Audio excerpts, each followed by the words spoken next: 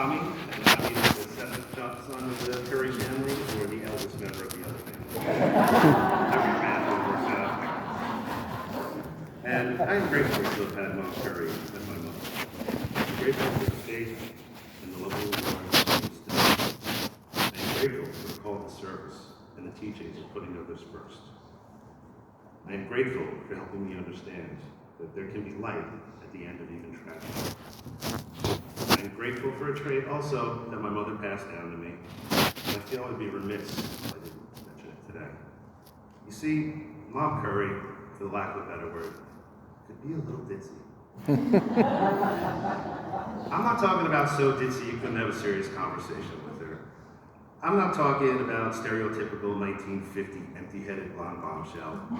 I would say her ditziness was just about right. It made her lovable, made her cute, made her endearing.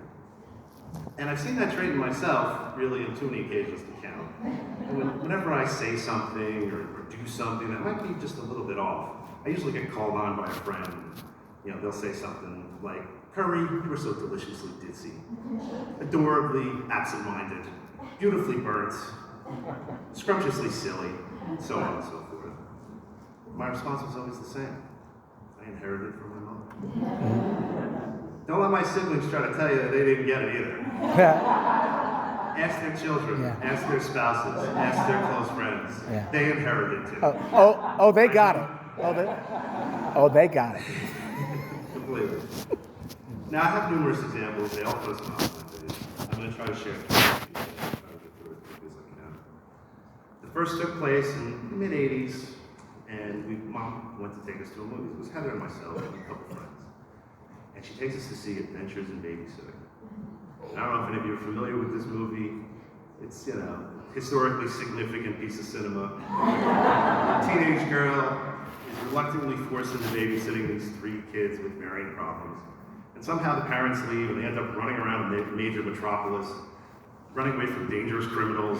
And somehow she gets away, fixes the kids' problems, gets them home seconds before the parents come home from their dinner date. And at the end of this movie, or towards it, there's a scene where they're running away from the criminals. They walk through this door and they end up on a stage where there's a blues band singing to an audience. And everything kind of screeches to a halt. And she's like, "Excuse me, I'm just passing through." And the band leader jumps in front and goes, "Little lady, nobody gets off this stage without singing the blues." So she starts telling her babysitting woes, and the band's chiming in with "ba-na-na-na-na." And Mom Curry starts to lose it. She is laughing hysterically. She is filling the theater with laughter. She's the only one laughing because this movie was that funny. And I'm a teenage boy, and I'm getting kind of embarrassed. Like, Mom, you gotta chill out. You gotta bring it down a notch, please. And she just keeps going and going. The scene ends, and she is still laughing. Like 2, 3, 4, 5 minutes after the scene's over, she's laughing. And I'm just like, "Mom, breathe. And she's coming down. She's like, whew, she's crying. Whew. And finally calms down. I slink back into my chair, and it's quiet for about 5 to 10 seconds until someone in the corner of the theater goes, "You let it out, sister!" There was like a bomb of laughter. People were laughing through the credits. To this day, I can't watch a movie that refers to a babysitter without giggling. The second example I have took place, maybe 10 years later. We used to go Christmas caroling, which was really one of the most fun events that I could remember as a child. And we're living in West Hempstead, and we're all set to go. Mom's cooked the hot chocolate, the candles are ready with the drip guards, and she's got this box full of songs. There's like 6 pages that she's got that she's gonna hand out to everybody. She's like, "Tommy, we gotta go to the basement, I need your help." Sure, we go down to the basement. She's like, "I've got these 6 pages, I don't have a stapler, I can't put them together, I can't just pass out to people like this, help." So I'm like, "All right, do we have paper clips? No. Do we have butterfly paper clips? No. Do we have safety pin? That's ridiculous. I don't know, Mom, maybe we can just fold the ends over and pass it out. No, it's not perfect enough." I was like, "Why don't we just give everybody the 6 pages and let them fend for themselves?" And she's just like, "No, it has to be fixed. It has to be fixed." So I'm thinking, and she's like, "I got it." She disappears to the unfinished part of the basement, and she comes back out with this industrial-sized staple gun. Like the metal one, it's like big, it's like hard to pull the trigger. The staple's like this big. And she's like, "I'll just use this." And she walks over to a small little table that's in our basement. And the wood's like this thick. And I'm like, no. That stable's gonna go right through that table. It's gonna hit you in the foot. Don't do that. And she's like, what do you want me to do? I was like, this is meant to go through a thick piece of wood. So she looks around, she finds the post of the stairwell. She's like, I'll just put it in here. Boom! Knocks in one.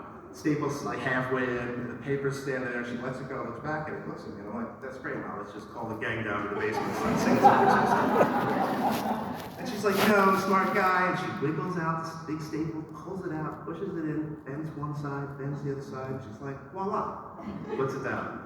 And then she just starts going, boom, boom, all up down the banister. There's like 4 or 5 of them. And she's like, well, I do this, you wiggle out the staple, and then the back, like I taught you. So I'm like, all right, so I'm doing it, and she's replacing it as I go, and it was like the most ridiculous assembly line I've ever been on. And I'm laughing through the whole thing. We finish it up, we get like 30 of them for the mob that's upstairs. We start passing out. Somebody's like, what's with the giant staples? I was like, don't ask any questions. I don't even think I sang any songs that night. I was too busy giggling in the back. It's like I just left a screening of the Pictures of babysitting. The third story I have was when I was younger, I was in grade school, and Mom Perry taught Sunday school for like 30 years. She was my Sunday school teacher from like kindergarten through law school. And she was really great at it. She really did such a good job. She kept us engaged. She would have like games and stories and like props, and everybody was like into it. We were kids, and she really kept it going. And she used to do this really cool thing where you would memorize Bible verses. She'd give you one at the end of class, and then you'd come back the next week, and if you could say it from memory, you'd get $1. She'd like make up $1 and call it Bible bucks, and she'd pass them out. And then she'd open up a store at the end of class, and you could buy, it was like $1 for a piece of candy, or $2 for baseball cards, or $3 or $4 for a bigger toy. And then she'd have bigger stuff that you could like save up for. I think I got like a Nerf football and Frisbee once for like $20. And one day, it was towards the end of the year, so we had like 20 or 25 Bible verses. And she was like, look, next week, I've got this special prize. And she had this little thing on the billboard that was wrapped in a bag. So we couldn't see it. She's like, it's special. I'm going to test everybody on all the Bible verses we've done this year.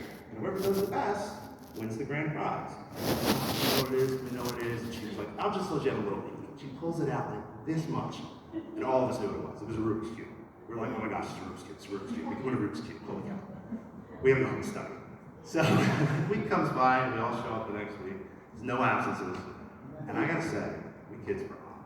We were like, forgot to love the world that he gave us when we got saved. Thy word is a light unto my feet, a light unto my path. Trust in the Lord with all thy heart, lean on thy understanding. Acknowledge him in all thy ways, so Jesus wept. If Billy Graham himself had audited that class, he'd be like, these kids are impressive. So it finishes up, we all go, and there was a clear winner. Kevin Manberg aced the day. I don't think he missed one person. And Mom was all excited. She's like, congratulations, Kevin, you did it. You get the grand prize of a Rubik's Cube. And she passes it to him. He busts through the packaging, and he turns to the side, and he starts making a couple twists. The rest of the kids are gathering around to see it. And all of a sudden he pauses, and he goes, wait a minute. This thing is all blue. And he grabs the package up, and he looks, and he goes, Mrs. Curry, this says stupid cube.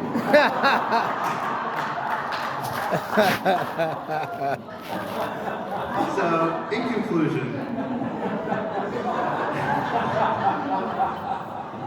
I am thankful to have had Mom Curry. I am thankful for the faith and the love of the Lord that she instilled. I am thankful for the call to service and the teachings of putting others first that she required of me. I'm thankful for helping me understand that there can be light at the end of even tragedy. And I am thankful for inheriting in me just the right amount of lovable lightheadedness.